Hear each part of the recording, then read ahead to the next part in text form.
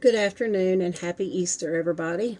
So, a little bit about my research project. I wanted to look at the way the different denominations moved into my area here in Arkansas. And actually, this turned out to be pretty interesting. This Arkansas initially was a territory of Spain and then later France, who were predominantly Catholic, and that is most definitely reflected in almost every town or city you go to here in Arkansas.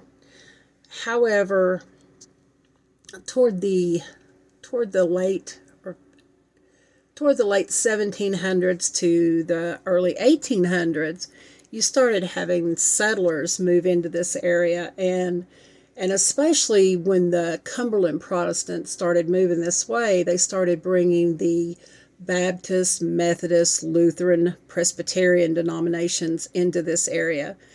And because they also brought their slaves with them who had discovered that they could break off and form their own churches. It didn't take very long for what while there's still Catholic churches here in the state, and I would say almost every town has a Catholic church. It did not take long for the Protestants to take over and to outgrow the Catholic faith that had been predominantly in this area. I'm looking. There's several. We have several Catholic academies. We have several, quite old Catholic churches. But when you really get to looking, the Baptists, who far out, I mean, they outdo everybody around here. But I mean, you have Methodists, you have a good body of Lutheran, you have a good body of Presbyterian, and you also have the Church of Christ. You have the Assembly of Gods, and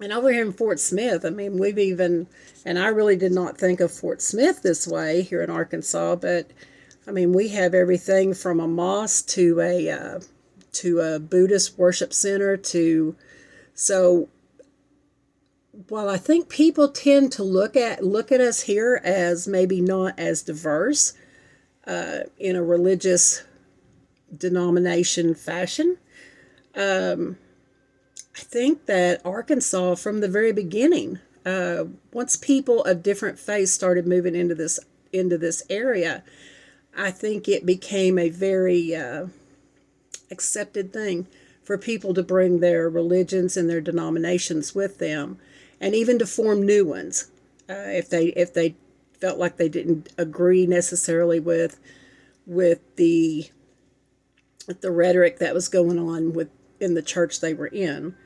And like I said, the slaves formed their own churches, which eventually went on to form different branches of the denominations they were associated with. So what I'm finding is that Arkansas actually has a very rich and diverse religious platform, and it seems to be that it's very accepting for everyone. Thank you.